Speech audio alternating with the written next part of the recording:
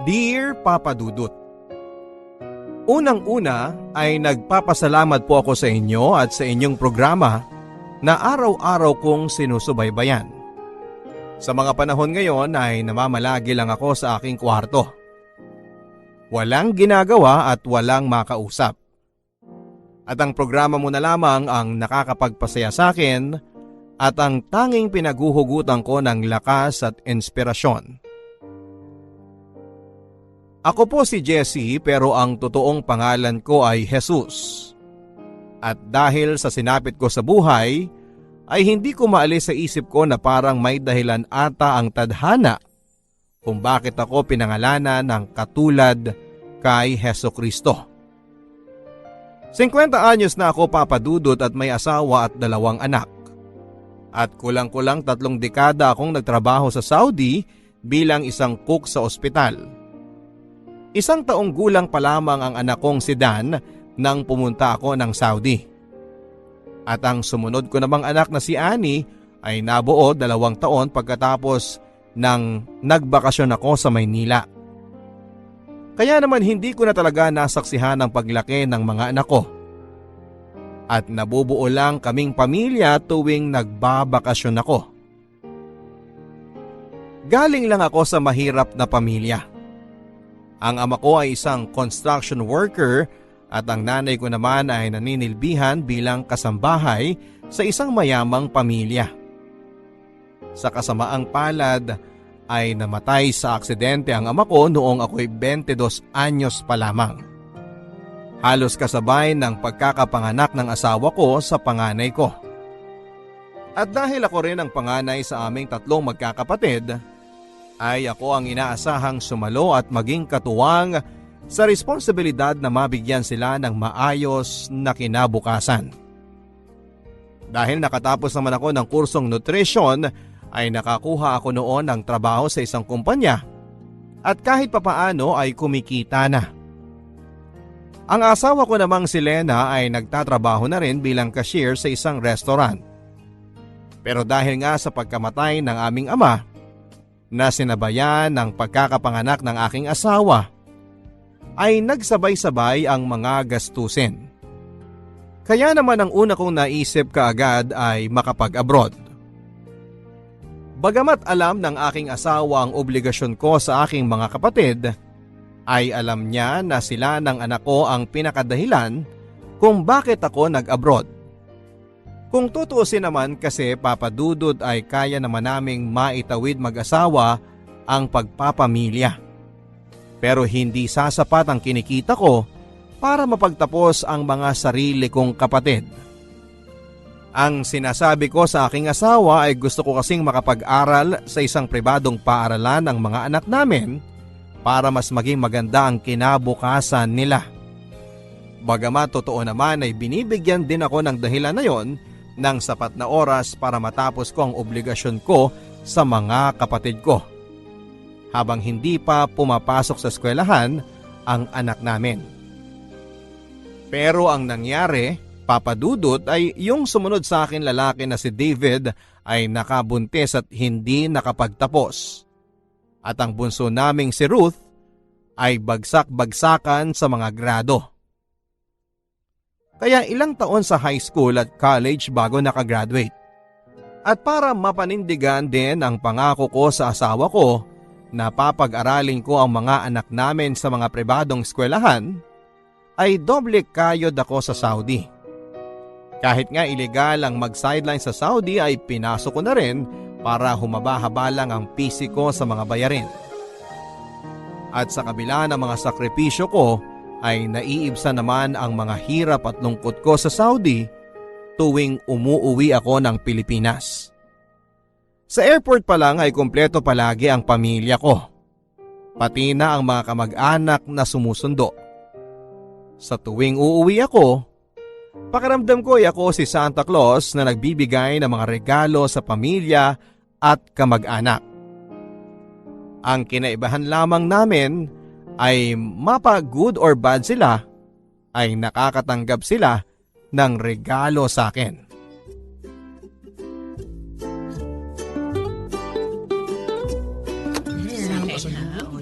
ba yan?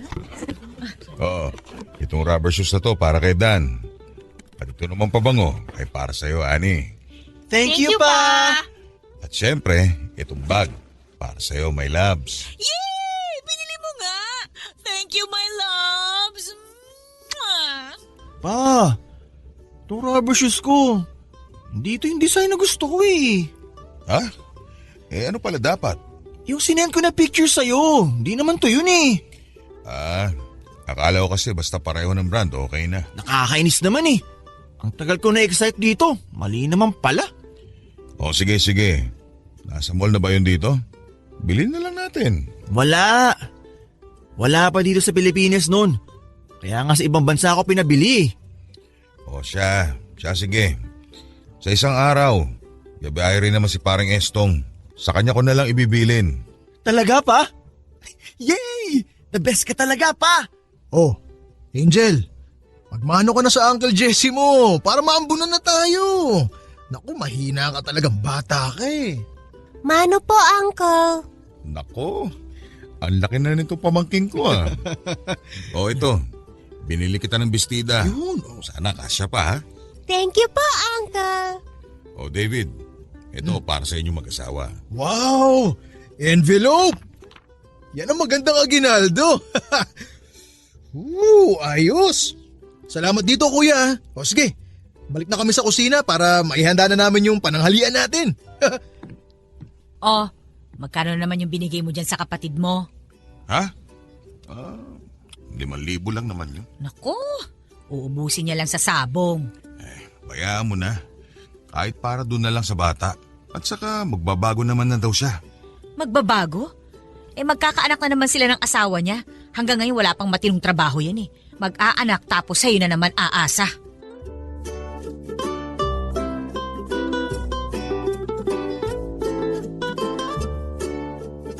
Aminado naman ako, Papa Dudut, na na-spoil ko yung mga kapatid ko. Ang akin lang naman kasi, sa tuwing kumakain kami ng mga masasarap na pagkain at binibili ko ng magagandang gamit ang sarili kong pamilya, nagigilty ako na yung mga kapatid ko ay hindi tinatamasa kahit kalahati man lang ng naiparamdam ko sa sarili kong pamilya. Kahit naman kasi nag-asawa ng maaga yung kapatid ko at yung bunso namin ay naging bulakpol, ay malapit at malambing pa rin sila sa akin. Maski na nga yung pamangking kong bata, bagay na namimiss ko sa mga anak ko. At minsan na nga rin, maski sa asawa ko. Mahirap mang tanggapin, Papa Dudut, ay hindi close sa akin ang mga anak ko. Hindi ko rin naman sila masisisi dahil hindi ko na nga sila nasubaybayan sa kanilang paglaki. At kahit pa taon-taon din naman ang pagbabakasyon ko sa Pilipinas, lalo na nitong mga nakaraan, ay alam ko namang hindi sasapat yon kailanman sa mga namiss ko na mga mahalagang pangyayari sa buhay ng mga anak ko. Kaya nga kahit na lumaki rin na medyo bulakbol at maluho yung dalawa kong anak, hirap akong sitahin sila dahil na nga sa mga naging pagkukulang ko. At dahil sa alam kong isusumbat nila sa akin na yung mga kapatid ko ay hanggang ngayon ay umaasa pa rin sa akin. Masakit man, Papa Dudut, pero pakiramdam ko. Minsan ay ATM ang tingin sa akin ng sarili kong pamilya. Kahit na nitong mga lumipas na taon ay nauso na ang cellphone at internet, ay bibihira lang kung makipag-usap sa akin ang mga anak ko. Yung asawa ko lang ang madalas kong nakakausap at halos bawat usap namin ay nagtatapos pa sa mga paalala ng mga dapat na bayaran at pagkagastusan. Dahil din sa dami ng mga binabayaran at sinusuportahan ko, ay kahit na lumalaki naman ang sweldo ko ay halos wala na rin akong naiipon. Kumuha pa ng kondo na hulugan at sasakyan si Lena, kaya naman talagang yung natitira na lang sa akin ay halos sasapat na lamang sa pang-araw-araw na pangangailangan. At dahil din dito ay kahit na masama na ang pakiramdam ko, hanggat kaya ko pang pumasok sa trabaho ay gagawin ko.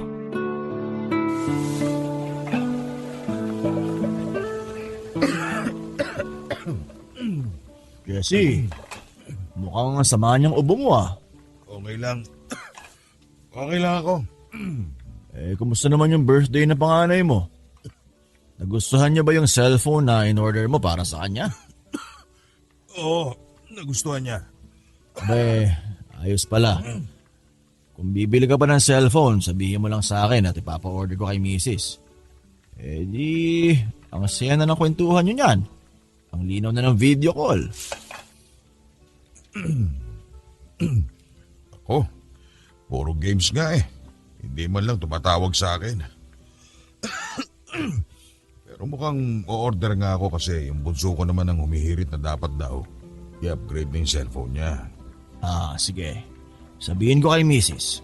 Sabihin mo lang kung anong model ang gusto. Kaya nga eh. Mukhang yung makukuha ko sa paluwagan natin doon lang mapupunta eh. Ganyan talaga ang mga bata ngayon. Nung panahon natin, kutsi-kutsihan lang at saka robot, masaya na tayo. Ngayon, cellphone na. At tapos, pag binigyan mo ng mumurahin, nakasimangot pa. Ang gusto yung high-end na cellphone. Pangkalahating buwang sweldo pa natin ang halaga. Oo nga eh. Pero aminin mo, ang hirap din namang tanggihan. Sinabi mo pa. Nga pala pre, sila Mando pala magpa-party daw sa kanila. Order daw sila ng 2 kilo ng adobo sa'yo. Tapos pa-extra daw ng itlog at baboy. Sige. Kailan kaya nila kay...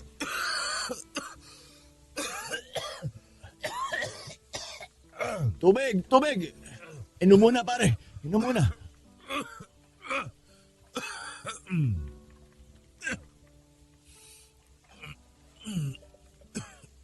Jesse, uwi ka na kaya muna. Pahinga mo na yan. Parang lumalala na yan Hindi na pwede. Nagamit ko na lahat ng leave ko.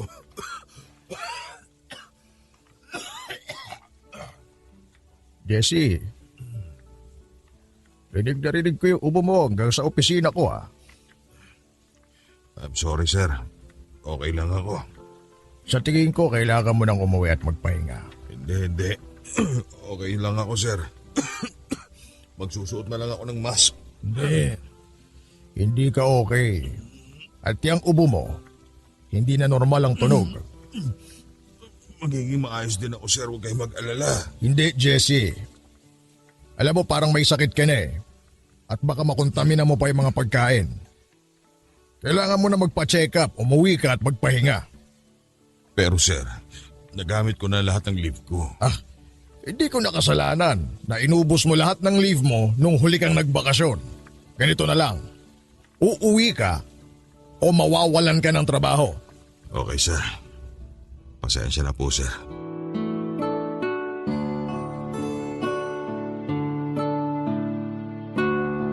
Lahat ng uri ng pagtitipid ay ginagawa ko, Papa Dudut.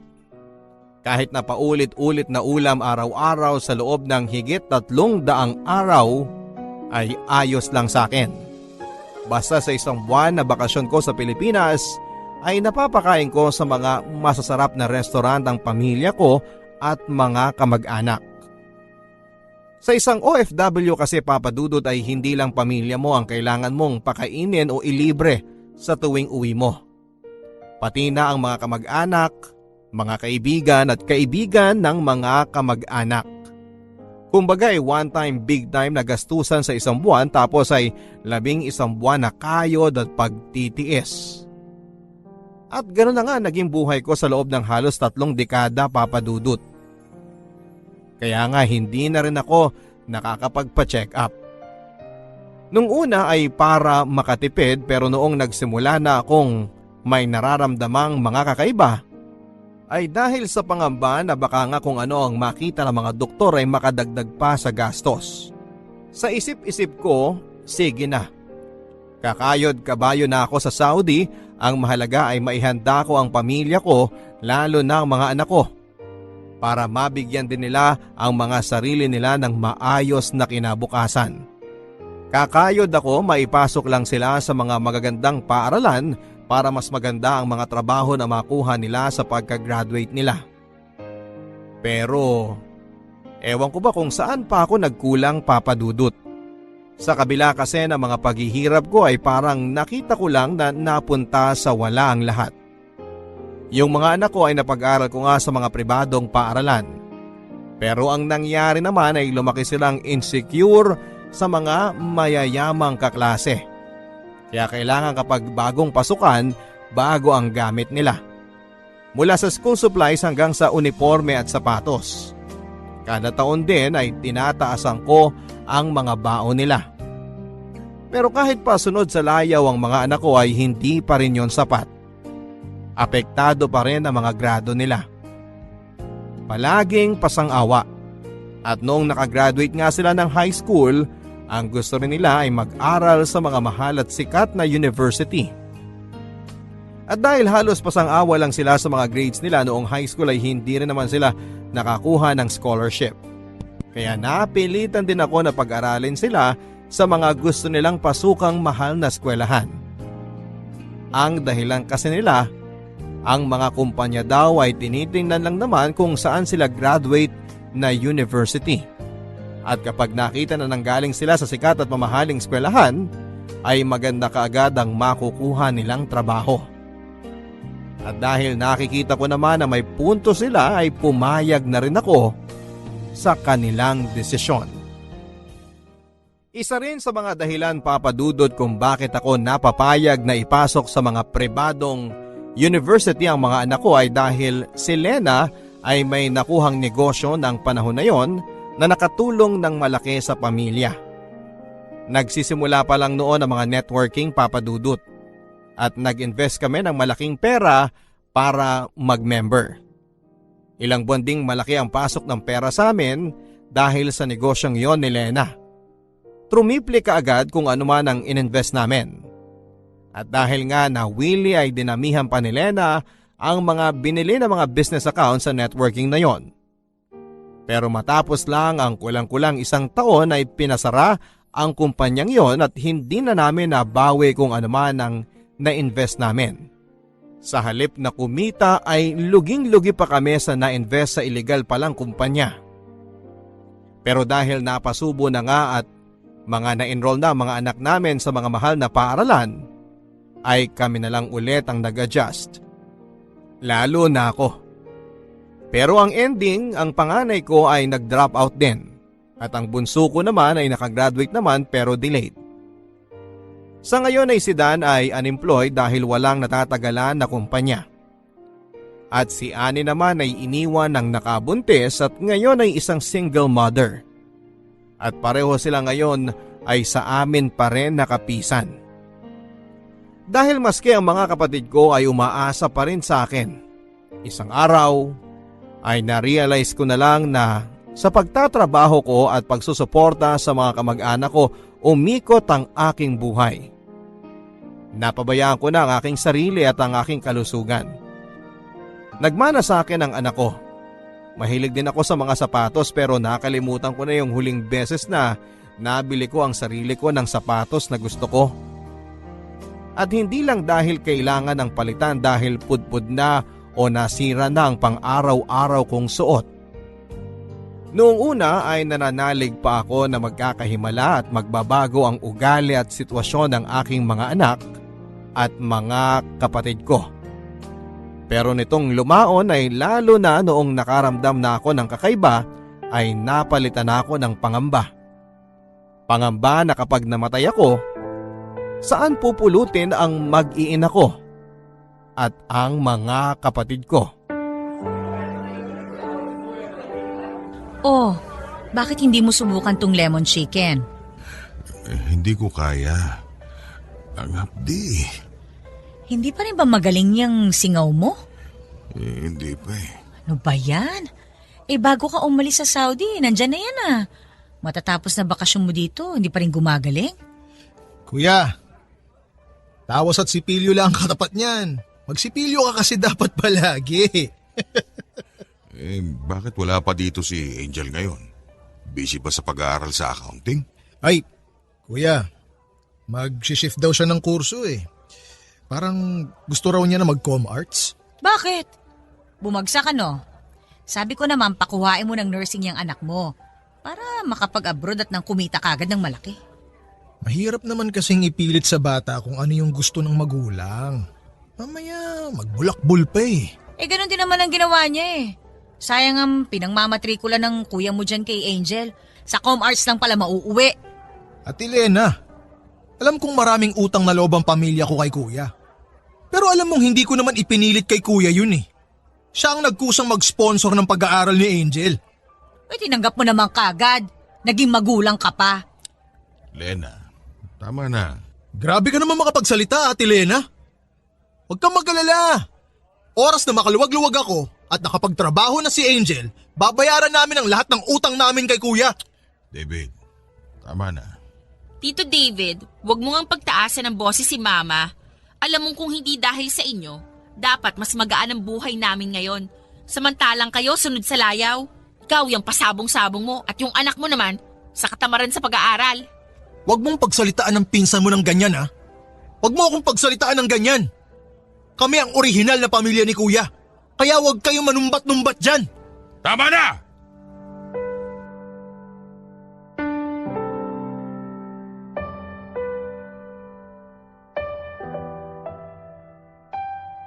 Bago ako bumalik ng Saudi sa bakasyon kong yon ay kinonsulta ko na sa dentista yung hindi ko gumagaling na singaw. Sobrang sakit na kasi at halos hirap na akong makakain. Ang hindi ko akalain na sa pangungonsulta kong yon para makahingi sana ng gamot at ng pain reliever ay may malalamang mas malalang sakit ang dentista. Pinayuhan niya ako na lumapit sa doktor sapagkat ibang klase na daw ang ganong klase ng singaw na matagal nang hindi gumagaling. At matapos na mga test at obserbasyon, ay napag-alaman ko na meron akong stage 1 tongue cancer. Hindi ako makapaniwala sa mga narinig kong yon, Papa Dudut. Noong una ay akala ko ay kung magkakasakit ako ay sa baga o kaya ay sa atay. Yun pala ay sa dila pa. Dati kasi akong nagsisigarilyo at ayon sa mga doktor ay maaaring cause din daw yon ng pagkakaroon ng stage cancer. Inilihim ko ang diagnosis ng mga doktor sa aking pamilya. Hindi dahil sa ayaw kong mag-alala sila kundi dahil sa mga panahon niyon ay in denial pa rin ako. Sa katunayan ay itinuloy ko ang pagbiyahe ko pabalik ng Saudi. Kahit na alam kong may ganong resulta na sa akin ng doktor. Ang sabi ko sa sarili ko ay isang doktor lang naman ang may sabi. Kukonsulta pa ako sa ibang doktor para sa second opinion. Babaguhin ko ang diet at magbabawas ng stress sa buhay at manunumbalik sa Panginoon. Pero wala pang isang buwan ay napilitan akong bumalik sa Pilipinas at sa pagkakataong yon ay permanente na pala ang magiging pag-uwi ko. Ikinalulungkot kong sabihin, pero meron kang stage 2 cancer, Jessie.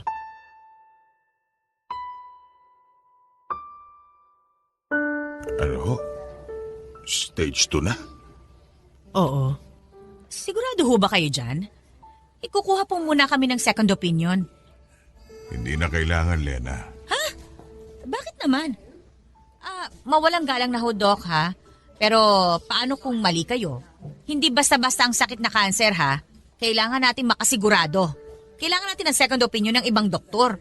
Lena, ito na ang second opinion. Anong ibig mong sabihin? Nung isang buwan ko pa alam, Lena. Bago ako bumalik sa Saudi, nagpatingin ako sa doktor. Nakita noon na may stage 1 cancer ako. Ano? Patawarin mo ako, Lena. Jessie naman! Bakit mo inilihim sa akin to? Natakot ako. Ayoko rin maniwala na meron ako. Akala ko madadaan sa dieta, sa pagtulog na maaga, sa pagdarasal. Lumala pa pala. Ano ba naman yan, Jessie? Doc, ano na ho bang magagawa natin ngayon? Ang good news is, kapag stage 1 or 2 cancer ay mataas ang chance na magamot pa ito. Kailangan niyang i-chemotherapy. Pero mas maganda sana kung nung stage 1 pa lang ay naagapan na kaagad natin to. Ang bad news ay kadalasan ng pinaka-epektibong paraan para maiwasan ang pagkalat ng cancer ay kinakailangang putulin ang dila ng pasyente. Ano ho? Hindi pa naman po siguradong kailangan gawin yun kay Jessie, hindi po ba? Ayokong paasahin kayo, Jessie, Lena. Pero minsan talaga kailangan nating piliin ang lesser evil lalo na pagdating sa cancer. Makakapagsalita pa po ba ako? Kapag malaki ang kailangan nating tanggalin, baka may posibilidad na hindi ka na makapagsalita. Tingnan mo nga yan, Jessie. Kung nung 1 buwan pa lang sinabi mo na, baka naagapan pa. Ngayon, mababaldado ka na, mas mapapagastos pa tayo. O paano na lang tayo niyan?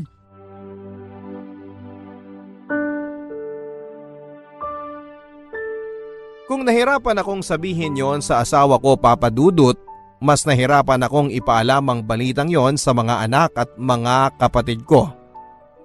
Sa akin lang sila nakadepende at natakot akong makita ang kanilang reaksyon. Buong buhay ko, sanay ako na ako ang nag-aalaga at nagsosuporta, na ako ang nagtatrabaho. Ngayon sa isang iglap ay bigla akong naging imbalido. Walang pakinabang at alagain. Ang inakala ko sa oras na marinig ng mga anak ko at ng mga kapatid ko na may cancer ako ay maiiyak sila at malulungkot. Pero ang una kong nakita sa kanila nang sabihin ni Lena sa kanila ang tungkol sa kondisyon ko ay ang matinding takot. Takot na hindi para sa akin kundi takot para sa mga sarili nila. Halos mabasa ko sa mga mukha nila ang mga makasarili nilang problema. Paano na ang matrikula ni Angel? Paano na ang mga bayarin dito sa bahay? Paano ko na babayaran ang coaching ni loan ko? At matapos ang takot ay nakita ko sa mga mata nila ang irita. Saan kami kukuha ng pampagamot dito? Sino ang mag-aalaga sa amin dito? Gagaling pa kaya ito at magtatrabaho? At sa isang igla, Papa Dudut, mula sa pagiging breadwinner ay bigla akong naging pabigat. Gamit ang sarili kong savings ay agad akong isinabak sa chemotherapy. At masasabi kong ilang sessions pa lamang ng chemotherapy ay dinaig na niya ang lahat ng hirap na dinanas ko sa Saudi. Nariyan yung walang tigil ako sa kakasuka. May panahon na hindi matigil ang pagdumi ko. Pumayat ako ng husto at nagmukhang halos bangkay. Ngunit bukod sa pisikal na sakit ay mas matindi ata ang emosyonal na dulot ng chemotherapy sa akin, Papa Dudut. Ni hindi na sa akin makatingin si Lena. Ang mga anak ko, kita ko ang pandidiri sa kanilang mga mata. At yung mga kapatid ko ay nawala na ang dating pagiging magiliw at malambing sa akin. Nagtuturoan pa sila kung sino raw ang dapat na mag-alaga at magbantay sa akin. Sa totoo lang, Papa Dudut, kung hindi lang ako natatakot sa Diyos baka winakasan ko na ang buhay ko. Minsan nga, dinadaan ko na lang sa katatawanan ng aking sitwasyon. Naisip ko kung itong sinapit ko sa mundo ay impyerno na. Paano pa doon sa tunay na impyerno na walang takas? Pero may mga oras din na nagalit ako sa Diyos. Sa halip na magdasal ako para pagalingin ako ay sinusumbatan ko siya. Sinasabi ko sa Panginoon na sana nga talaga ay nandyan siya. Na totoo siya. Dahil sa pinaparanas niya sa akin dito sa malupit na mundo ay sisingilin ko siya ng pwesto ko sa langit. Ang sabi ko sa kanya, hindi ako papayag na walang langit. Dahil sa pagkakataong ito na tinanggal na sa akin ang lahat, yun na lamang ang natitira.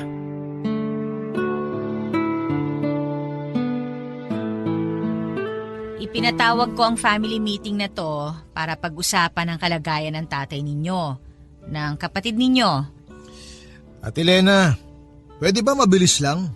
May lakad pa kasi ako eh. Saan naman ang lakad mo? Sa sabungan. Wala ka nang pangsabong Ayan baldado na ang kapatid mo. Hindi pa nagsisimula yung pamiting mo, binubungangaan mo na ako ng ganyan. Hindi na, alis na lang ako. Hoy! Maupo ka nga rito. Ngayon ka lang magkakaobligasyon sa kapatid mo. Wala kang utang na loob Sige ate, uupo ako rito. Pero isang panlilibak pang lumabas dyan sa bibig mo, lalayasan talaga kita. O siya. Sige, makinig kayo. Naubos na ang savings ni Jessie dahil sa pagpapagamot niya. May utang pa tayo sa ospital. Pwede ako mangutang sa kakilala ko pero hindi sasapat yon. Ma, gusto ko mang magbigay pero alam mo namang may anak na akong binubuhay. Wala rin naman akong nakukuha sa tatay niyan. Mas lalo na akong walang ibibigay. Wala pa nga ulit akong trabaho eh. Kaya nga kailangan na nating magbenta ng gamit. Ano? Yung kotse ko, tsaka yung kotse mo, Dan. Kailangan na nating ibenta. Ano? Akin yun eh. Saan tayo kukuha ng pera, Aber? At Ani, yung TV sa kwarto mo ha, ibenta rin natin yon. Mabuti at bago-bago pa yon. Daya! Bakit si Annie TV lang ibebenta? Ako yung kotse ko. Dahil may anak na yung kapatid mo. Dapat pala nag-anak na rin ako. Tingnan mo nga yung mga dahilan mo. Mamimiloso po ka ng ganyan. Ang lakas ng loob mo wala kang ng trabaho. Ganyan ba magdahilan ng 27 anyos na lalaki? Siguro! Kung naging ganito man ako, hindi ko kasalanan yon. Kasalanan niyo yun ni Papa. Dahil kayo mga magulang. Aba! Ay, sumasobra ka na ha? Anong gusto mo? Palayasin kita dito? Bukas na bukas ha. Ibenta mo yung kotse mo. At ikaw, David, kukunin na namin yung pinautang namin sa iyong puhunan. Ano ba naman yan? Naihulog ko na yun eh. Naihulog? Nasaan ang kita, Aber? 6 na buwan na yun ni isang kusing walang nakakabalik. Ilan na ba yung pautang sa'yo? Saan na kukuha ng pera? Bahala ka! Kung kinakailangan mo magbenta ng kidney, gawin mo. Ang mahalaga, makabayad ka sa utang mo. Para naman yan sa kapatid mo eh. Buisit! Nagka-cancer pa kasi.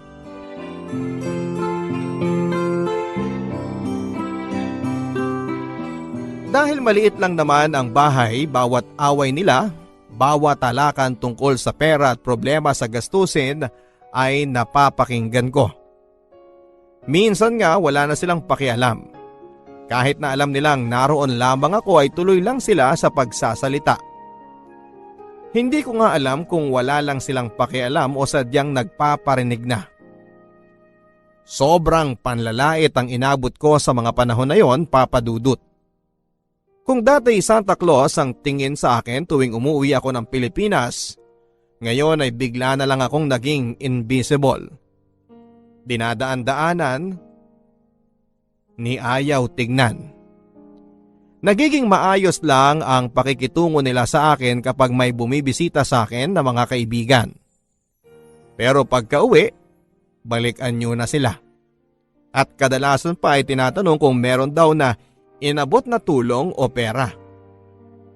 Pero siguro mas dagok sa akin ang pinagbago ng mga kapatid ko. Yung mga anak ko at least simula pa lang ay alam ko nang malayo sila sa akin dahil kung tutusin ay wala naman talaga kaming nabuong relasyon dahil nalayo ako sa kanila ng napakatagal. Pero yung mga kapatid ko na kasabay kong lumaki, na sinuportahan ko matapos mawala si Papa, na sa loob ng mahabang panahon ay magiliw at malapit sa akin ay bigla na lamang nagbago. Ang sakit, Papa Dudut. Kasi naiintindihan ko paminsan-minsan ang pinanggagalingan ni Lena at ng mga anak ko. Tama naman sila kung tutuusin. Sila na dapat ang number 1 priority ko dahil sila na ang sarili kong pamilya pero hindi ko pa rin binitawan ang pagsuporta sa mga kapatid ko sa kabila ng hindi nila pagbibigay ng halaga roon. At ngayong wala na akong pakinabang sa kanila, ay parang bigla na rin silang nawala ng kuya.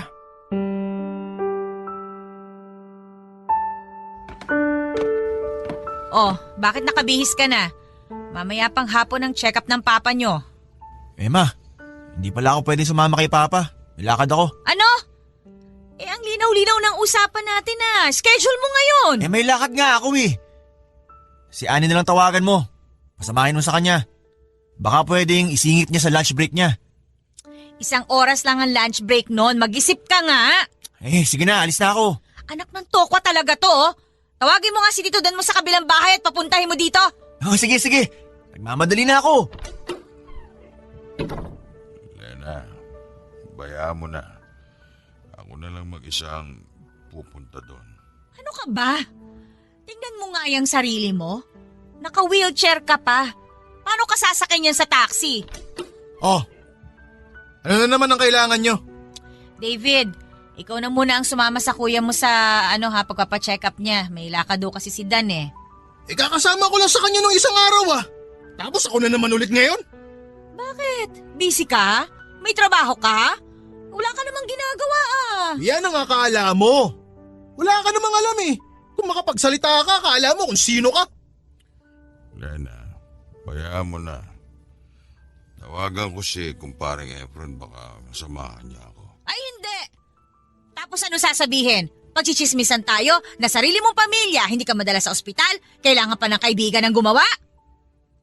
Hoy, ikaw David, wala ka na magagawa. Ikaw na ang sumama sa kuya mo. Bakit hindi ikaw? Bakit? May trabaho din naman ako Kung hindi ka pwede, di utusan mo si Angel o kaya si Ruth. At na magkapakinabang naman kayo. Mga inutil kayong mga kapatid. Teka, bakit hindi ikaw? Ikaw ang asawa Yung problema mo binapasa mo sa amin. Aba hoy, ang kapal ang mukha mo Parang hindi rin kayo nakinabang sa kuya nyo Dati halos araw-araw kayo kumakatambay dito. Kakadilihensya ng pera. Ngayon hindi kayo mapakiusapan? Bahala kayo! Dali mo mag-isa yan!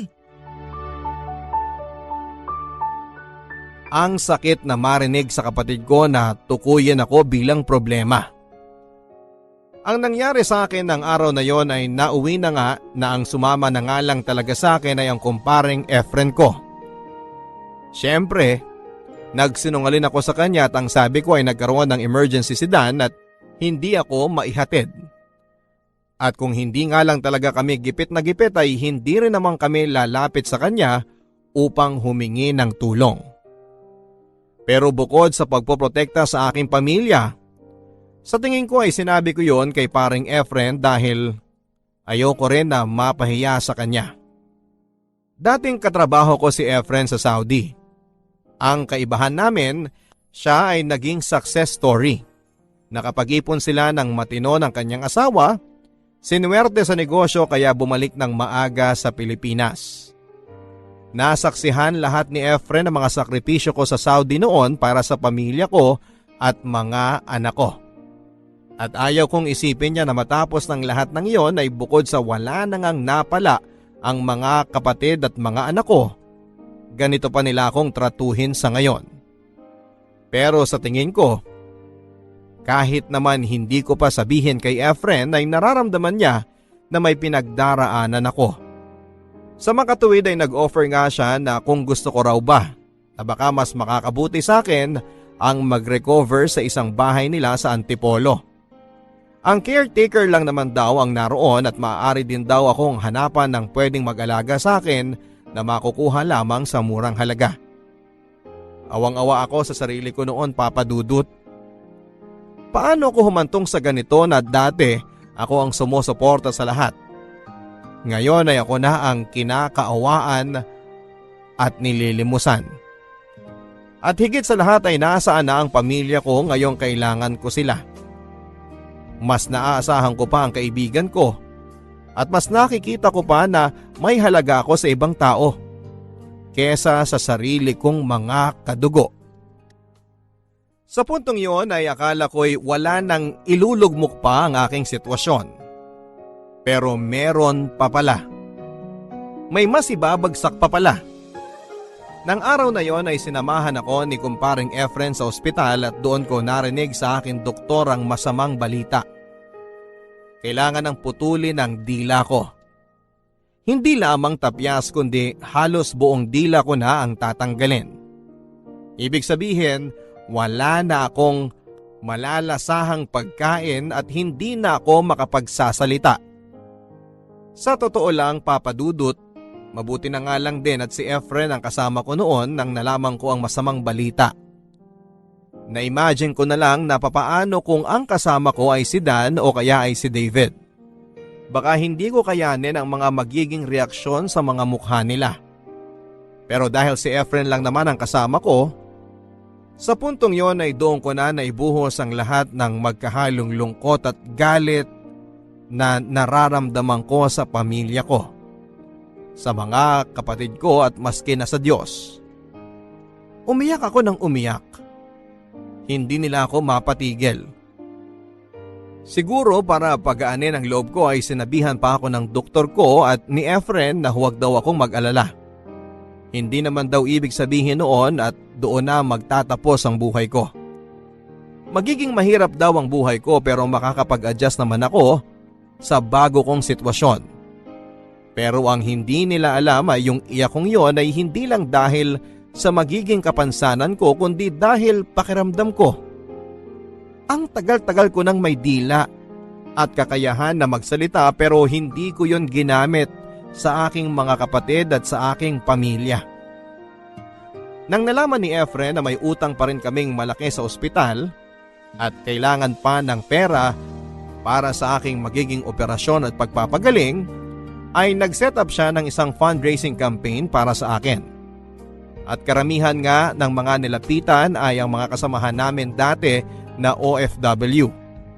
Sa gulat ko ay malaki-laki ang nalikom nila sa fundraising para sa akin.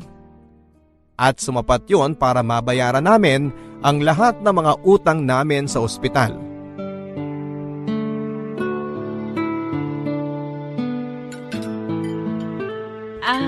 Kumusta na raw pala yung fundraising na ginawa ni na kumparing Efren? May mga nagbigay ba naman? Oo. Sa katunayan, malaking araw ang nalikom nila. Baka sumapat na para doon sa mga utang natin sa ospital. Pati na rin sa operasyon ko. Ay nako, salamat naman sa Diyos. Kung ganun pala ma, hindi na ako pupunta bukas sa financial assistance. Okay na pala eh. Mabuti na rin para makapasok pa ako sa opisina. Uy, hindi ah! Pila mo yon. Sayang din yun. Pera na yun, pakakawalan mo pa. Oo nga naman, sayang din yung pera na makukuha doon. May pasok nga ako bukas eh. Dan, sige ikaw na lang kaya ang pumunta doon bukas. Ha? Ay, sige na nga. Kakancel ko na lang yung lakad ko. Ano ba yon? Cheque ba yon? Kanino ba ipapangalan yon?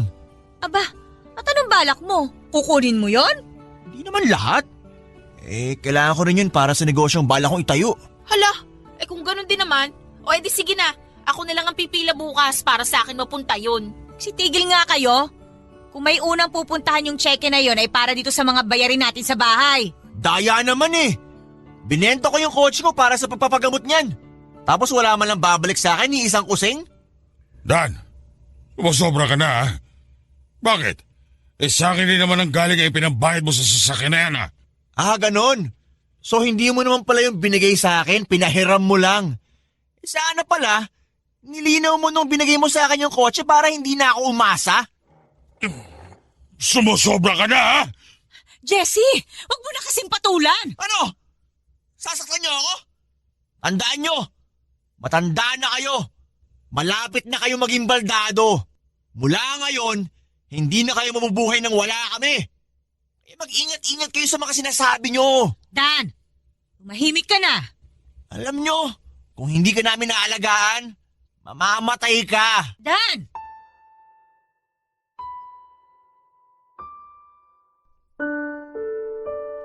Hindi ko alam kung papaanong humantong sa ganoon ang anak ko at napagsalitaan niya ko ng ganon, Papa Dudut.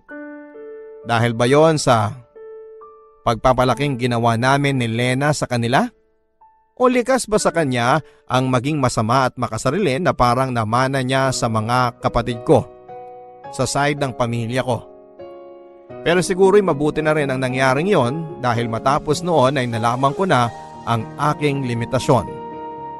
Alam ko na sa susunod na pagsalitaan ako ng anak ko ng ganon, lalaban ako.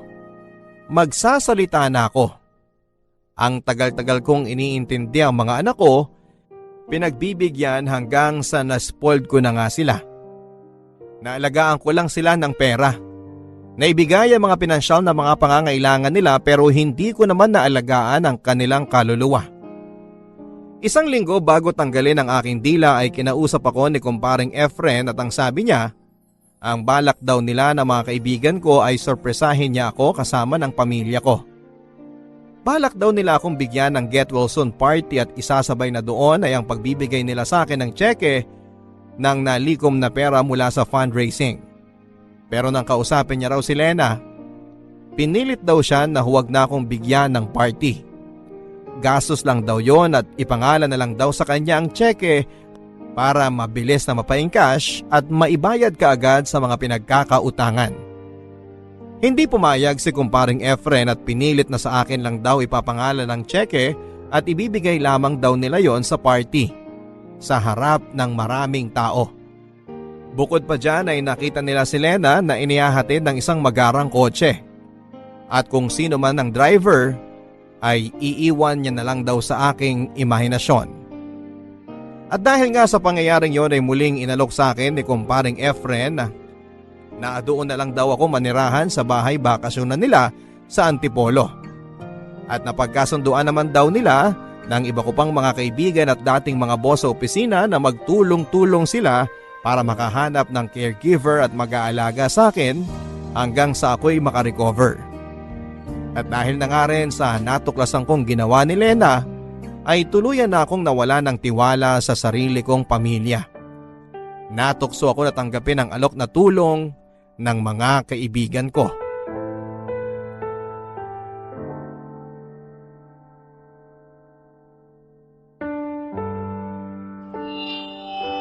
Ngayon po ay dumating na tayo sa pinakamahalagang bahagi ng ating programa.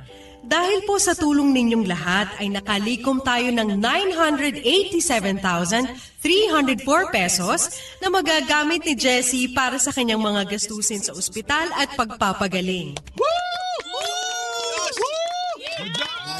Pero bago ang lahat, nais muna naming tawagin ng ilan sa mga kamag-anak ni Jessie para magbigay ng maikling mensahe. Unahin natin siguro yung bunsong anak ni Jessie, si Annie. Maraming salamat po sa pagpunta niyo dito at para sa tulong na ibinahagi niyo sa aming pamilya. Okay, short and sweet. Sige, ang susunod naman nating tawagin ay ang panganay ni Jessie na si Dan. Maraming salamat ho sa bigay niyong pera sa amin. Oh, yun lang? Contest ata ito ng paiklian na sagot sa ama mo, anong masasabi mo, Dan?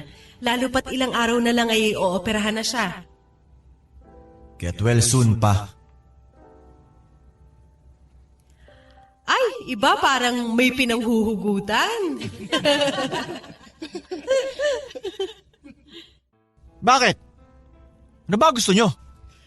Na magdrama kami rito dahil nilimusan nyo kami? Gusto nyo gumaan pakiramdam nyo dahil nakatulong kayo sa mahirap? Dan! Lumayas ka na lang dito kung mag-aasta kang ganyan.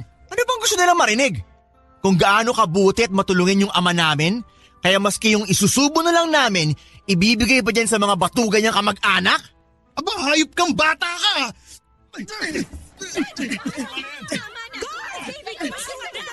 Hindi! Huwag niyo palabasin ang dalawang yan. Gusto ko marinig nila susunod ko sasabihin. Mga wala kayong utang na loob! Dan, wala kang karapatan na pagsalita ng ganyan ng uncle mo. Matanda pa rin sa'yo yan. Matuto kang gumalang. Oo, inaamin ko. Dapat sana mas magaan pa ang buhay natin ngayon kung hindi ko tinulungan ang mga kapatid ko. Pero kadugo ko pa rin sila. At hindi ko rin kaya na pabayaan ko na lang sila. At ikaw naman, David. Kayo ni Ruth. Sinayang niyo lang ang hirap ko para sa inyo. Alam niyo ba kung gaano kahirap ang buhay sa Saudi? Ng isang OFW? Na bawat pisong inaabot ko sa inyo, pinaghihirapan ko. Tapos kumakawaldas kayo, wagas! Jessie, kalma na.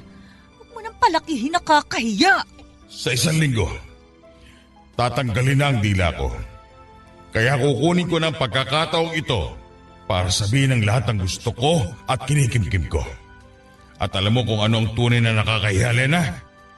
Na tinanong mo si kumparing Efren kung pwedeng ipangalan sa iyo ang tseke. At pagkatapos nun, ay sinundo ka ng lalaking may magarang sasakyan. Ano naman kung hinatid ako? Kaibigan ko lang yon. Ang dudumi ng utak ninyo? O ay di sige, iyong-iyo na yung tseke mo. Wala kang utang na loob. Lena, kayong lahat ang walang utang na loob. doon ako dediretso sa rest house na inihanda ni kumparing Efren at ng mga kaibigan ko sa Antipolo. Mula ngayon, tinatapos ko na ang obligasyon ko sa inyo. At huwag kayong mag-alala dahil wala na rin kayong obligasyon sa akin.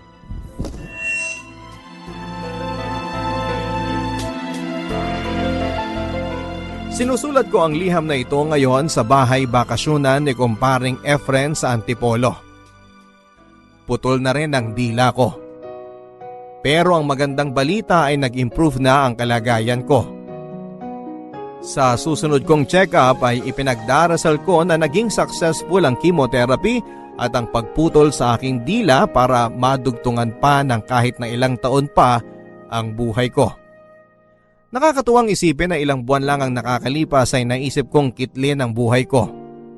Ilang buwan pa lamang ang lumipas nang ang pagtingin ko sa buhay ay isang sumpa at ang mundo ay isang impyerno. Pero nang dahil sa mga malasakit ng kaibigan, sa kabutihan ng Diyos at ang pagiging mapagkumbaba at pagbukas ko ng aking sarili upang tumanggap ng tulong sa iba, ay nabago ang aking pananaw. Putol man ang dila ko, pakiramdam ko ay mas malaya na ako sa ngayon. Sana nga ipagpalain po ako ng kahit na ilang taon man lamang, Papa Dudut. Sapagkat sa edad kong ito, 50 anyos, ay ngayon pa lamang talaga ako magsisimulang mabuhay ng ayon sa aking gusto. Nang para lamang sa sarili ko. Sa edad na 50 anyos ay ngayon pa lamang natutunang pahalagahan ng sarili. Maraming salamat po sa pagbasa nitong aking liham. Kahit nahihirapan na ako ay ngingiti pa rin ako. Ayokong pinapakita sa iba na umiiyak ako. At saka hindi rin naman ako madaling umiyak. Pero kapag umiiyak ako, buhos po talaga. Alam mo, Papa Dudut, matindi rin ako kung magkagusto sa boys. Lalo na noong high school ako. Hindi ako nahihiyang magbigay ng love letter o kaya kapag may libreng oras ako ay sinusundan ko yung taong gusto ko. Iniisip ko kasi, masaya ako kapag nakikita ko ang taong gusto ko o yung crush ko. Nagkakaroon ako ng inspirasyon makita ko lamang siya. Natutuwa ako kapag napapangiti ko siya. Sa akin ay okay na yon. Hindi na niya kailangang magkagusto pa sa akin. Pero syempre mas okay kung magkakagusto siya, hindi ba? Pero okay lang kung hindi naman. Nadala ko yung mga ganitong pag-uugali hanggang sa mag-college ako. Papunta pa lang ako sa freshman orientation namin nung una kong makita si Roman.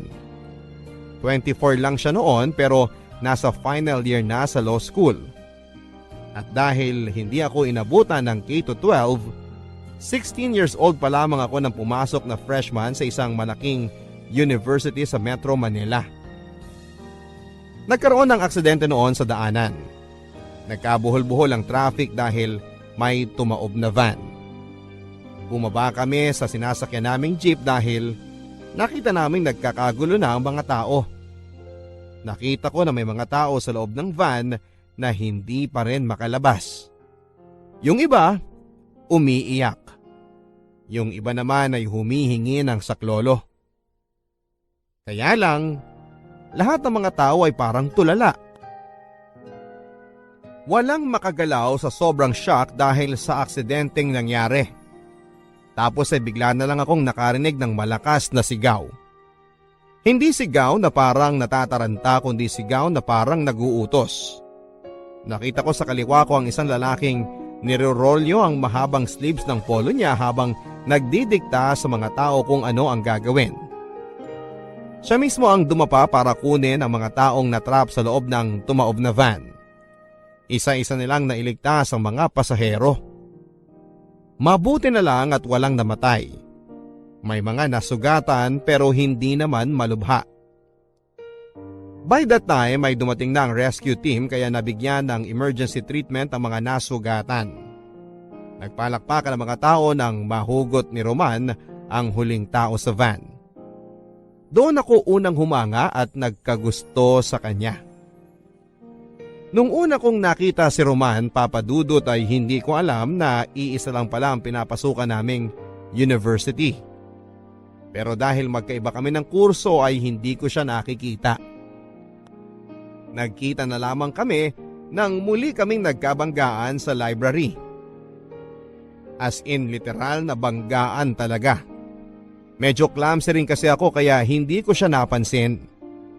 Pero siya yung nag-sorry sa akin habang tinutulungan niya akong pulutin yung mga gamit ko. Ako naman ay natulala na lamang. Wala akong nasabi kundi okay lang. Yun lang. Hanggang sa umalis na siya, sayang. Hindi ko man lang natanong kung ano ang pangalan niya. Ang kisig ng mukha niya, Papa Dudut. Sa malayo medyo matatakot ka kasi mukhang domineering. Pero sa malapitan, parang masasabi mo sa kanya lahat ng problema mo kasi alam mong makikinig siya. Pero mabait siguro akong tao, Papa Dudut, kasi may extra blessing akong natanggap mula sa langit. Naiwan ni Roman ang ID niya sa counter na hiniraman niya ng libro. Student assistant yung kaibigan ko kaya nakuha ko kaagad yung pangalan niya. Pati yung kurso, student number at napasigaw na lamang ako ng thank you Lord. Mula noon ay pinuntahan ko na siya sa building nila. Inalam ko yung schedule niya pati yung mga lugar na madalas nilang tinatambayan ng kapareho niyang mga law students. At dahil may camera ako na may telephoto lens, madalas ko siyang nakukunan mula sa malayo. Naglalakad, nag-aaral, nakikipag-usap sa mga kaibigan. Sa madaling salita ay naging stalker ako ni Roman, Papa Dudut.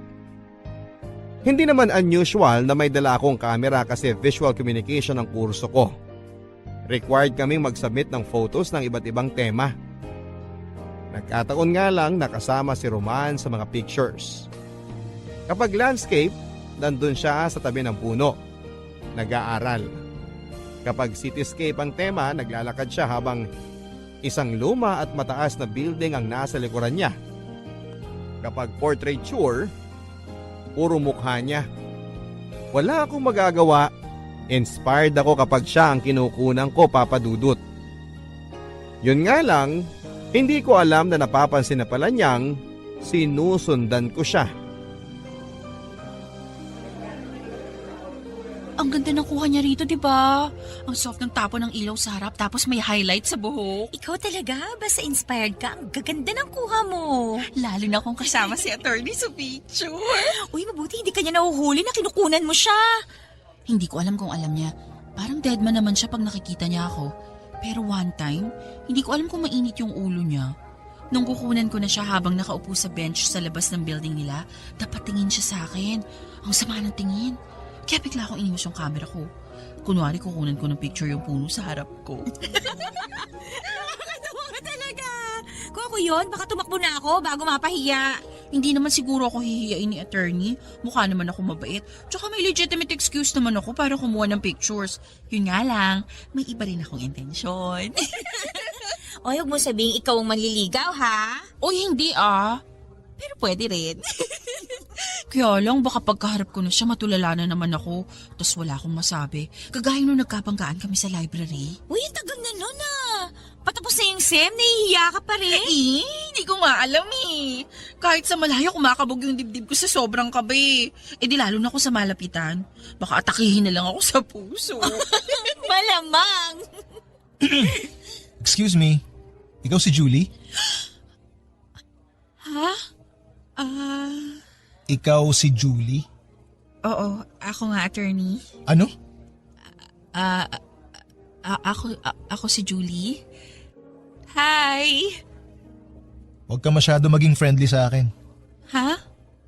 Kailangan kong i-confiscate yung SD card ng camera mo. SD card ko? Bakit? I believe majority ng mga kuha mo sa SD card mo ako ang subject. At dahil hindi ka nagpaalam sa akin, pwede kong i-confiscate ang mga kuha mo. Ha? Nagkataon lang nakasama ka sa picture pero hindi naman ikaw ang main subject eh. Kahit tignan mo pa, oh. Tsaka akin to. Akong may-ari ng mga picture na kinunan ko, hindi ikaw. Alam mo, Miss Julie, I suggest huwag ka na maipag-argue sa isang law student tungkol sa ownership rights. Pero, Ibigay mo na sa akin yan. i-delete ko na lang. Huwag mo nang kunin. Please naman no. No. Akin na. Please. Bigay mo na. Nagsabi na naman ng please eh. Ito na nga. Thank you. Lagot, paano yung mga plates mo? Uy, nakita mo lang yung asawa mo. Nabaliw ka na. Hindi. Nakita ko lang siya. Naging con artist na ako. Yung lumang SD card ko yung binigay ko sa kanya. Yun yung SD card na wala siya sa picture. Pinagpalit ko habang nagtatalo kami kanina. Ay, grabe siya oh. Siyempre naman no, pinaghirapan ko yung mga pictures na kinunan ko sa kanya. Ibibigay ko lang. Hindi no. Ay, malamang pag nakita niya yung laman ng SD card, magwawala yun. Hahantingin ka nun. Eh di mabuti. Next sem, siya naman ang maghahabol sa akin. Baliw! Kaya lang nang sumunod na semester ay hindi na kami nagkita pa. Huling taon at huling sem na ni Roman sa university. Pero hindi ko na siya nakita pa. Dahil nung sumunod na semester ay nagkaroon ng isang napakalungkot na pangyayari sa pamilya namin. Namatay si Papa. Devastated kaming lahat sa pagkamatay ni Papa. Lalo na kasi spoiled kaming lahat sa kanya. Mula kay Mama hanggang sa bunso naming kapatid ay spoiled sa kanya. Kaya hanggang ngayon, iniingatan ko pa rin ang unang kamerang binili niya para sa akin. Masakit kasi maaga kaming iniwan ni Papa. Pero kailangan naming harapin ang reality na wala na siya. Sa pagkalibing kay Papa ay nagmeeting kami ng mga kapatid ko. Kasama si Mama. Si Papa ang breadwinner sa pamilya at nung namatay siya ay nawala na ang taong nagpo-provide ng mga pangangailangan namin. At dahil masyado pang bata ang dalawang kapatid ko, kami ni Mama ang nagtutulungan sa mga magiging gastusin namin sa pang-araw-araw. Naghanap ng mapapasukang trabaho si Mama. Pero dahil hindi naman nakatapos ng college, nahirapan siyang makakuha ng trabaho. Nang matanggap naman siya sa trabaho ay hindi naman ganong kalaki ang sweldo niya. Nasa minimum lang. Ako naman bilang panganay ay nag-decide ako na maging irregular student na lamang. Kapag may pang-tuition, saka ako mag-i-enroll. May mga semester na nagpa-file ako ng leave of absence para magtrabaho at makapag-ipon ng pang-tuition. Kaya inabot ako ng halos 7 years bago ako nakagraduate sa isang 4-year course, Papa Dudut. Sa loob ng 7 years na yon, hindi ko pa rin makalimutan si Roman. Pero dahil naging busy na ako sa pagtatrabaho at pag-aaral ay hindi ko na siya hinahanap pa. Ang sabi sa akin ni Marie, after a year pagkatapos niyang graduate ay nakapasa na to ng bar. Wala siya sa top 10 pero nasa 3% ng mga nakapasa. Yun nga lang ay hindi ko na alam kung saang legal office siya napunta. Pero noong mga panahon na yon kahit na hindi ko siya nakikita at wala na akong balita pa sa kanya, isa pa rin siya sa mga nagbibigay sa akin ng inspirasyon at lakas para magpatuloy at lumaban sa buhay. Dahil sa kanya at dahil nakikita ko ang mga pictures niya, nagiging positive pa rin ako sa buhay ko. Kahit sumagi sa isipan ko na baka nag-asawa na siya, masaya pa rin ako at iniisip ko at least yung taong nagbigay sa akin ng saya, masaya na rin sa buhay niya. Pagka-graduate ay nahirapan akong humanap ng trabaho. Kung meron man, puro racket lang sa production. Hindi stable ang sweldo. Noong mga panahon na yon ay nag-aaral pa ang kapatid ko kaya kailangan ko ng trabahong may sweldong natatanggap kada kinsenas at 30 para matulungan sila sa pag-aaral. Nirecommend akong legal assistant ng kaibigan ko sa isang law firm. Madali naman ako natanggap kasi Noong working student ako ay isa sa mga naging trabaho ko ay messenger sa isang law firm. Tumutulong din ako sa mga legal secretaries ng mga abogado nila, kaya naman kahit papaano ay may alam na rin ako. Kahit para legal work ay pinapagawa na rin sa akin kapag busy ang mga tao. First day ko sa law firm ay walang masyadong tensyon. Kasi ang sabi nila, yung attorney na magiging boss ko ay naka-leave daw.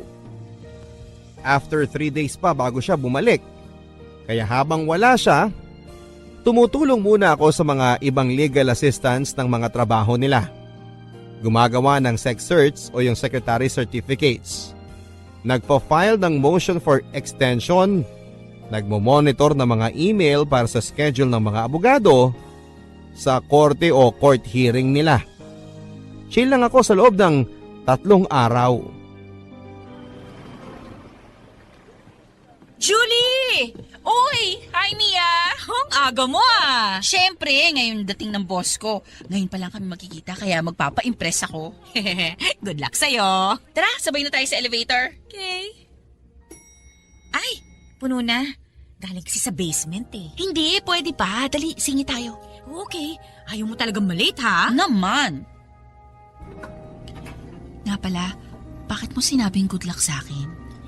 Eh kasi yung natapat sa yung abogado, mahigpit. Yung mga legal assistant niya, pag nagkamali, may warning muna tapos pag naulit, hindi na pinababalik. Talaga? Sobrang lipit? Grabe!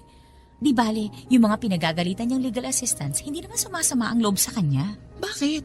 Sobrang tanda na kaya hindi na nila inaaway? Hindi no? Sobrang gwapo kaya. Kaya imbis na magalit, naiiyak na lang sila sa panghihinayang na hindi na nila makikita ang gwapong boss nila. Ganun? Dapat pala ingat ako palagi. Mahirap nang magkamali. Bihira ang gwapong boss. Kaya lang, parang hindi babae ang gusto eh. Lalaki rin yata. Kasi 32 years old na, wala pang asawa o girlfriend. E minsan nagde-date pero walang steady na dinedate. Sayang. Kawalan sa ating mga kababaihan kung Becky pala siya. Di bale, expert ako sa gay lingo, besh. Baka pareho kami ng type na lalaki. Shh! Ingay mo. Ay, sorry. Ay, salamat. Lumuwag din. Julie, Bakit? nandito yung boss mo. Nasaan? Nasa likod mo. Hi, Sir Armel. Hi, sir. Roman. Julie, right? Yes, sir. Don't worry. Nagbibigay ako ng 3 warning bago ko pinagre-resign ng assistant ko. Attorney? At hindi ako member ng third sex. Ako rin po. Oh my gulay, Papa Dudut. Yung last 30 seconds bago kami dumating sa floor namin ang pinakamahabang 30 seconds ng buhay ko. Pagkalabas ng elevator ay hindi ko alam kung saan ako susuot dahil sa sobrang hiya. Pero naging professional si Attorney Roman sa akin. Pinapunta niya ako kagad sa office niya para i-orient ng mga inaasahan niyang gagawin ko bilang legal secretary niya. Pagkatapos ng initial shock ay kumambyo na ako kaagad sa work mode ko. Una, kasi ayoko magkamali dahil kailangan ko ng stable na trabaho. At ikalawa kasi si attorney may love pala ang boss ko. Bawal magkamali. Kaya lang medyo nalungkot din ako kasi parang hindi na niya ako naaalala. Sa bagay, 7 years ago na rin yun at nagbago na rin ang itsura ko. Nagmature na. At isang beses lang kami nagkausap. Okay lang sa akin. May bonus inspiration na uli ako. Thank you, Lord. Sa loob ng mga sumunod na araw, papadudot kung merong gagawing evaluation sa aming mga legal assistants, siguradong excellent ang makukuha kong grade. Paano ba naman kasi ako palagi ang nauuna sa office namin at halos kasabay ko na yung maintenance ng building na pumapasok sa umaga. Bago dumating si attorney ay handa na yung mga papeles na kakailanganin niya for the day. Handa na rin ang coffee niya. Black na may 3 sachet ng brown sugar na kasama. May kasama pang konting kakanin na binili ko sa may amin. Kaya naman talagang masarap na pang merienda yon o kaya naman pang almusal. Nung una kong dinalhan si attorney noon ay tumaas ng konti ang kilay niya. Parang sinasabing, "Ano to? Bribe?" Ngumiti na lang ako at sinabing, "Hindi po attorney, Energizer." Kinain naman niya at nagustuhan niya. Kaya tuwing umaga ay nagdadala ako ng kakanin para sa kanya. Akala tuloy ng mga nagtitinda noon sa amin, meron akong boyfriend na mahilig sa kakanin. Ang sabi ko na lang malapit na, sabay tawa. Masipag ako magtrabaho at mabilis akong matuto. Sa katunayan ay madali kong natutunan ang hierarchy ng mga abogado sa opisina namin. Associate ang tawag sa mga bagong pasok ng abogado. Senior associate naman ang tawag sa mas matagal na ng konti sa kanila. Tapos junior partner at ang pinakamataas ay senior partner. Si attorney ay senior associate pa lang pero ang chismis sa opisina, before the year ends ay gagawin siyang junior partner. Magaling siya Hindi ko pa siya nakikita in court pero ang sabi nila kapag alam nilang si attorney Roman ang abogado, medyo natatakot ang kalaban. Nalaman ko din na kahit saan pala ay merong discrimination. Kahit sa isang law firm ay siguradong hindi sadya o glaring pero meron. Minsan kahit na hindi namin trabaho ay pinapagawa sa amin. May mga nagpapabili ng pagkain, nagpapabitbit ng mga bag nila sa sasakyan, papupuntahin ka sa bahay nila para pick upin ang ilang mga documents, tapos ay makikidaan pa sa pinalonde nilang suit total on the way naman daw. In other words hindi lang kami legal assistants, kundi personal na secretary din nila. Ako, okay lang sa akin kahit pagpalinisin ako ni Attorney Roman ng kondo niya. Si Attorney may love naman yun Para sa kanya ay gagawin ko. Kaya lang naaawa ko sa ibang legal assistant. Lalo na kay Mia na napunta sa kanya yung isang babaeng lawyer na medyo matapobre. Yung kapag tinitingnan ka, alam kong peke o branded ang suot mong damit at alam kong may K o wala ang suot mong jewelry. Sa tuwing pinapagalitan ni Attorney Casey si Mia, parang akala mo may nakuha siyang alipin. Pero bumabawi naman ito. Kapag alam niyang napaiyak niya si Mia, kinabukasan ay nagdadala to ng lunch para kay Mia. Ang sarap ng lunch mo Alam mo na kung bakit. Ba't hindi ka kasi magpalipat ng lawyer? Hindi pwede. Dahil kay Attorney Casey kaya ako napasok dito. Isa pa, bumabawi naman siya pag alam niyang pinagalitan niya ako. Tapos uutusan ka niya uli ng mga personal errand niya. Okay lang yun. Sanay na ako. Pag nag-a-abroad naman siya, may pasalubong ako, no? Yung pagkain na binibigay sa eroplano? Halata ba? Oo. Bakit ikaw? Kahit hindi mo na trabaho, ginagawa mo pa rin para kay Attorney Roman. At least si Attorney Roman, hindi niya ako inuutusan. Ako na yung nagkukusang gawin yung ilang personal errands niya. Minsan nga kahit ayaw niya, ginagawa ko pa rin. Papagalitan niya ako, pero alam ko, grateful siya sa ginawa ko kasi nakakatulong ako para mabawasan yung maliliit na bagay na medyo toxic para sa kanyang gawin. May gusto ka kay Attorney Roman, ano? Shhh! Huwag mong ilakas!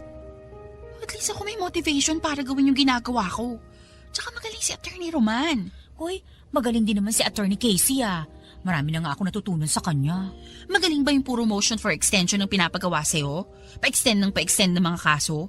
Tsaka anong natututunan mo? Umiyak ng tahimik? Julie? Attorney! Nakabalik na kayo galing sa korte sa Bulacan? Obviously. At mukhang hindi mo narinig kasi may iba kayong pinagkakaabalahan. Sorry, sir. Julie, balik na ako sa table ko, Okay. Napa-photocopy mo na ba yung pleadings na pinapafile ko sa korte kahapon? Opo, attorney. Nasa table nyo na po. Good. Julie? Attorney?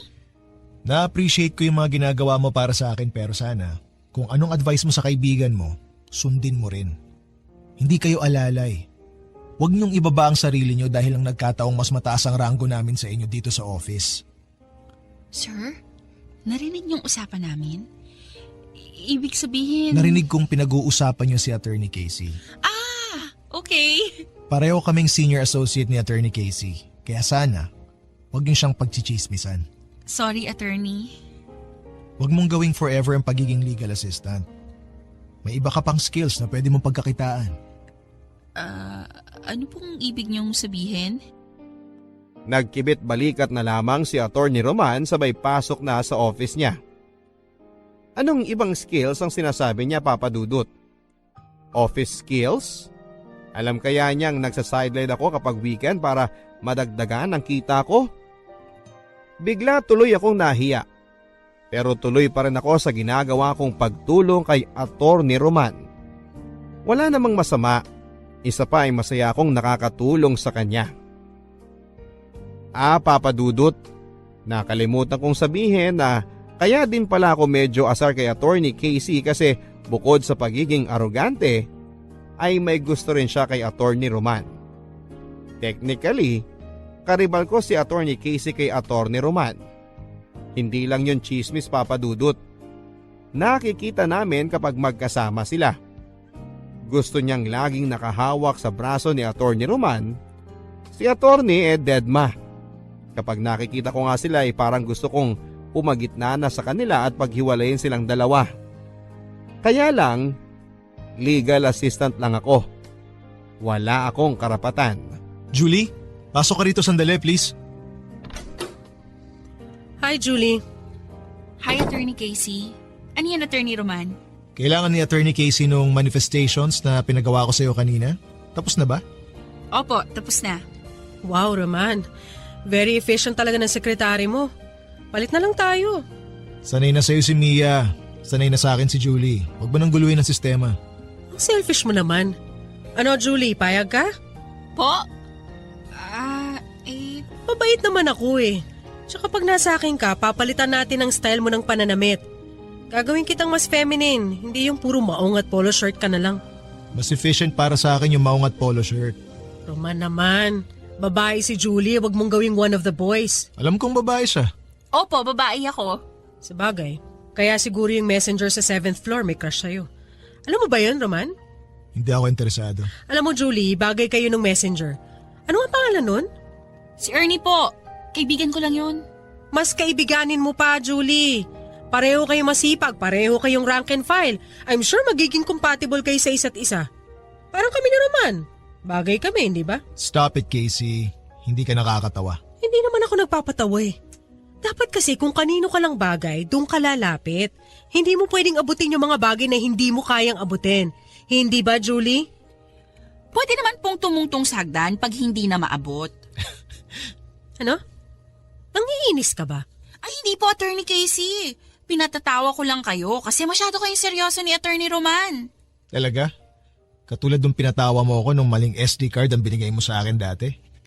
Maling SD card? Sige ba, kukunin ko lang yung pinapagawa nyo? Anong SD card? Private joke. Naaalala niya, Papa Dudut. Naaalala pa rin niya ako. Naaalala pa rin ako ni Attorney. Halo-halong emosyon ang naramdaman ko pagkatapos ko sa office ni Attorney Roman. Masaya kasi ang ibig sabihin, hindi niya ako nakalimutan. Takot kasi ibig sabihin nun, baka gantihan niya ako sa maling SD card na ibinigay ko noon sa kanya.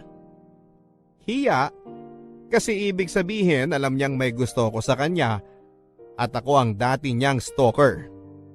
Baka isipin niya na sinusundan ko siya. At excited kasi ang ibig sabihin baka naman kahit konti ay may future kaming dalawa o wishful thinking ko lang yon, Papa Dudut. Sana hindi. Mula noon ay naging medyo awkward na ako kay Attorney Roman. Pero siya naman yung medyo parang natatawa sa sitwasyon namin.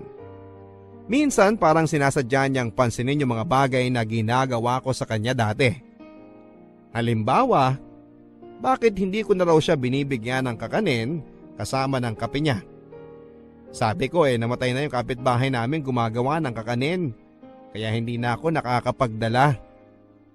Gusto kong humingi ng sorry kay Mang Ising Papa Dudut. Kasi pinatay ko na siya sa office namin kahit buhay pa siya. Ayokong umasa. Ayokong matuwa ng husto kasi baka hindi naman magkatotoo. Okay na kasi ako noon na wala akong iniisip, kundi yung nararamdaman ko lang. Masaya na ako na secretly ay may gusto ako kay attorney. Pero ngayong alam kong alam na niya na may gusto ako sa kanya, hindi ko maiwasang hindi kabahan sa tuwing nakikita ko siya o tinatawag ang pangalan ko. At alam kong masasaktan ako ng husto kapag nagalit siya o na-disappoint siya sa akin. Mia! Napaka-inefficient mo talaga!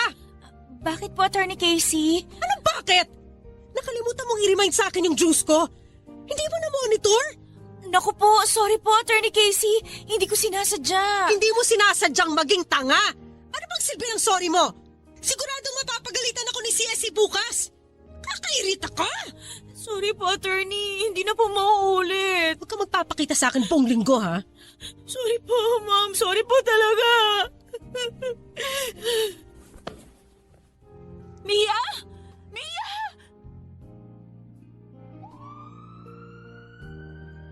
Oh, tapos ng palabas. Ba't nandito pa kayo sa labas? Nagkamalay na si Mia. Pinadala ko na lang sa ospital para makasigurong hindi nabagok ang ulo niya at lalo maging inefficient. Hindi maganda yung sinabi mo, Casey. Bakit? Kasalanan ko bang hinimatay siya? Hindi ko naman siya sinaktan. Mahina kasi ang loob. Kaya kinakayan-kayanan niyo siya. Ano? Julie! Matagal na nagtitiis sa inyo si Mia, Attorney Casey. Hindi niya kayo sinasagot dahil may utang na loob siya sa inyo. Pero wala kayong karapatang insultuhin ang pagkatao niya. Sekretary niyo siya, hindi niyo siya alalay o alipin. Abogado pa naman kayo, hindi kayo marunong kumilala ng karapatang pantao ng bawat nilalang? Roman, patigilin mo sekretary mo kundi irereklamo ko siya sa senior partner natin para mapaalis na yan. You don't have to do that. Bago mo siya maisumbong, paalisin ko na siya rito. Attorney. I'm sorry, Julie. Tama ka, pero hindi tama ang ginawa mo. Hindi ko mapapalampas yon sa isang subordinate. Okay lang, Attorney. Huwag na kayong mag-abala na sisandehin ako. Magre-resign na lang po ako. Kahit masakit, Papa Dudut, ay nag-resign ako. Pero hindi masama ang loob ko. Ang tanga ko pagdating sa pag-ibig, no, Papa Dudut. Hindi na nga ako kinampihan ng taong mahal ko. Naiintindihan ko pa kung bakit niya ginawa yon. Ayokong maging minus point sa kanya ang pagkakaroon ng sekretary na walang manners at paalaaway. Ayokong dahil doon kaya hindi siya gagawing junior partner kasi kapag nangyari yon, ako ang unang malulungkot. At saka ang sabi naman niya, meron akong ibang skills na pwede kong magamit kung sakali. Kaya hindi ako natatakot na mag-resign. Nangihinayang lang ako kasi malaking tulong sa pamilya namin yung 15 at 30 na siguradong sweldo ko. Pero kilala ko yung pamilya ko. Alam ko na maiintindihan nila kung sakaling tipid muna kami hanggat hindi ako nakakahanap ng kapalit na trabaho. Nagbigay ako ng 2 weeks notice sa opisina para makahanap sila ng ipapalit sa akin at ma-endorse ko ng maayos sa papalit sa akin ng trabahong iiwanan ko sa kanya. Si Attorney Roman, hindi ko alam kung galit sa akin o masama ang loob kasi masyadong formal ang trato sa akin. Parang ako ang sinisisi niya na nag-resign ako. Pagdating nung huling araw ko sa opisina, nagpaalam ako kay attorney. Attorney Roman, Yes? magpapaalam na po ako sa inyo. Maraming salamat po sa lahat. Sa lahat ng ano? Sa kabutihan nyo, sa mga itinuro nyo sa akin, at sa mga advice nyo sa akin. Yun lang? Opo. Sigurado ka? Okay, magiging honest na ako. Salamat kasi ikaw ang naging inspirasyon ko habang nagtatrabaho ako dito. Dahil sa'yo, naging masaya ako. At sorry kasi na-disappoint ka sa akin dahil sa ginawa ko kay Attorney Casey. At sorry, hindi na kita pinupo. Hindi mo ba ihihingi ng sorry yung ginawa mong panluloko sa akin 7 years ago? 7 years ago? Ibig sabihin yung... SD card. Grabe naman tong magtanim ng galit. Ang lalim ng ugat. Sorry dun sa SD card. May malilipatan ka na bang trabaho? Maghahanap pa ako. Okay lang? Huwag ka mag-worry, makakahanap din ako ng ibang trabaho. Naalala mo si Gilier, yung classmate ko sa law school? Yung kasama ko nung binigyan mo ko ng maling SD card. Gilier palang pangalan niya. May-ari siya ng isang production house. Naghahanap siya ng in-house photographer. Stable na trabaho. Gusto mo subukan? I-recommend mo ko? Gusto mo ba? Oo naman. Wow, salamat attorney. Oh, ba't umiiyak ka? Kasi hindi na kita makikita. Sorry attorney. Siguro by now, alam mo nang mula noon hanggang ngayon, may gusto ako sa inyo. Pero huwag kayo mag-alala. Hindi ko naman ihihingi na ibalik nyo sa akin ang pagmamahal na binibigay ko. Okay na akong nasabi ko to sa inyo. At least pag alis ko dito, wala akong regrets. Salamat sa masayang 7 years, attorney. Maraming salamat din. Pinuntahan ko yung production house na sinasabi sa akin ni Roman, Papa Dudut. Nagulat ako kasi hindi siya cheap na production house. Marami silang ads na ginagawa at hindi basta-basta ang mga kliyente nila. Nakilala ko kaagad si Gilier, yung kaklase ni Roman. Ibinigay ko yung resume ko at in-interview niya ako. Nakapasa ako bilang in-house photographer nila. Pati ako ay nalula sa bilis ng mga pangyayari. Pero hindi ako nagrereklamo. Kasi ito yung ideal situation para sa akin. Ginagawa ko ang trabahong gusto ko na may stable na sweldo. After a few months at hindi sa pagmamayabang, siguro dahil sa husay kong kumuha ng pictures, ako ang madalas na nire-request ng mga kliyente sa mga event and photoshoots nila. Si attorney, naaalala ko pa rin. Kapag may lull sa shot o kaya naman ay kapag wala akong ginagawa, siya ang naiisip ko kaagad. Kumusta na kaya siya? Okay kaya yung sekretary niya na pumalit sa akin? Sana hindi siya binibigyan ng sakit ng ulo. Tapos ay bigla akong hihinto sa pag-iisip. Marirealize ko na malala na to. Kailangan ko nang kalimutan si attorney. Kasi hindi ba kung may gusto siya sa akin, sana ibinibisita niya ako dito sa bago kong trabaho. Alam naman niya kung saan ako lumipat at kaibigan naman niya si Gilier. Pero wala. Ang sabi ko tuloy sa sarili ko ay tama na, Julie. 7 taon ng buhay mo ay naubos na sa kanya. Move on ka na. Pero paano ako makaka-move on kung pati si Sir Gilier kapag nakikita ko ay si Attorney Roman ang laging kinukwento? Oh, Julie, overtime ka? Yes sir, sandali na lang to. Kinokorek ko lang yung kulay ng model. Gusto ko yan. Medyo underexposed ang dating. Para may mystery. Yun naman po kasi ang overall concept ng kliyente. Good. Parang ganyan yung isang picture na pinakita sa akin ni Roman na kinunan mo. Sir? Anong picture? Wala naman akong binigay na picture na kinunan ko at binigay ko kay Attorney Roman Ay, sorry. Hindi mo ba alam? Pinaprint niya yung mga picture na kinunan mo noong 7 years ago sa binigay mong SD card sa kanya.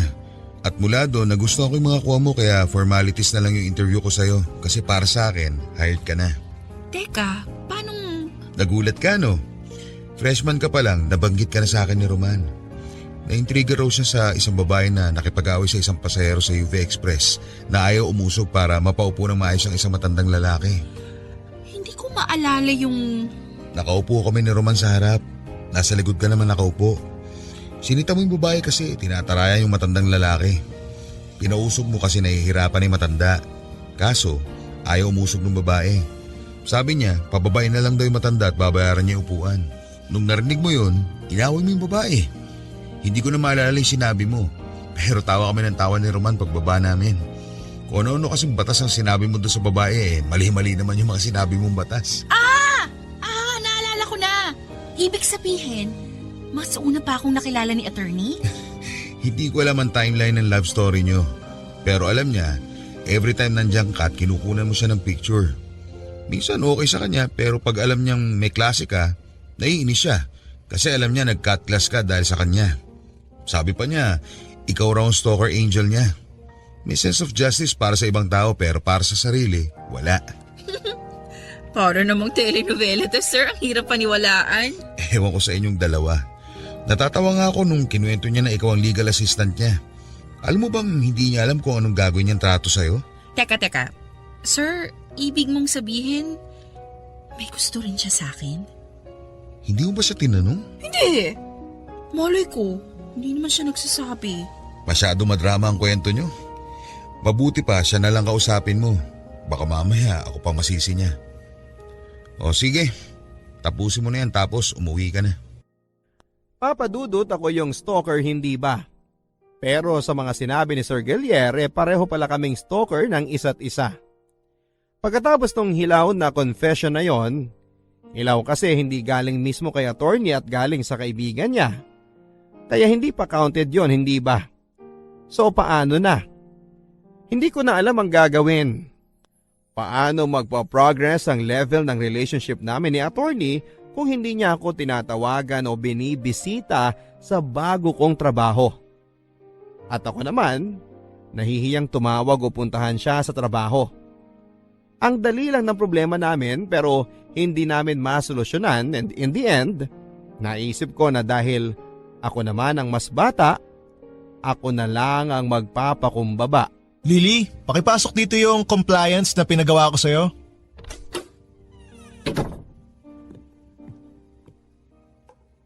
Ano to?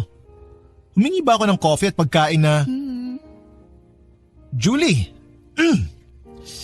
Long time no see. Kung hindi pa talaga ako pupunta dito, hindi mo ako pupuntahan sa trabaho ko? Bakit naman kita pupuntahan sa trabaho mo? Di mo ako kukumustahin? Sinasabi naman ni Guillier sa akin kung anong ginagawa mo sa opisina niyo kaya alam ko kung okay ka o hindi. Alam mo, nakakaloka ka. Ako? Bakit? Gusto pa talaga babae yung manliligaw sa'yo? Liligawan mo ako? Depende. Depende sa ano. Kung magpapaligaw ka. Baliw ka talaga. Nagkwento sa'yo si Guillier ano? Marami siyang kwento sa akin. Alright. Let's make this right. Ha? Paanong... Julie? Pwede ba kitang ligawan?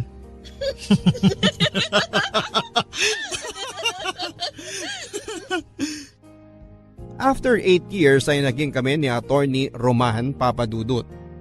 Ang haba at ang corny ng love story namin. Puro hit and miss pero sa bandang huli, na-hit din. Apparently, hinanap din niya ako pagka-graduate niya. Pero dahil naging abala na sa bar at sa trabaho ay hindi na niya ako pinursu. At noong nakita niya akong muli, nagulat daw siya.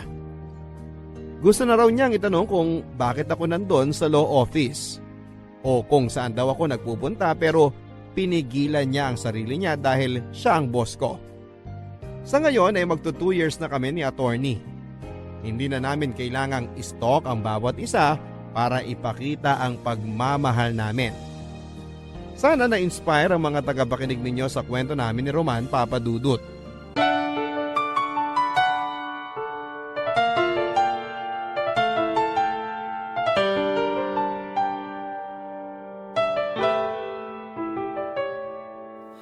Ang buhay ay mahiwaga,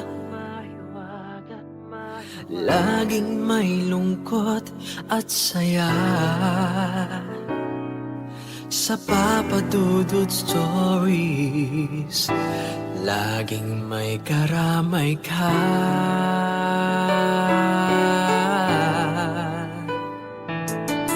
Mga problemang kaibigan,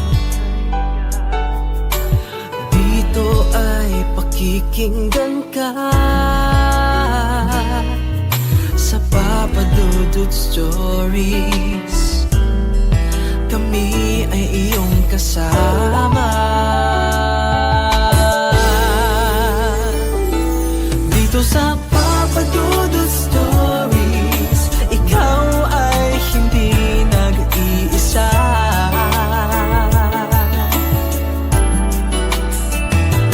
Dito sa Papadudut Stories, may nagmamahal sa'yo. Papadudut Dudut Stories. Papa Dudut Stories. Papa Dudut Stories.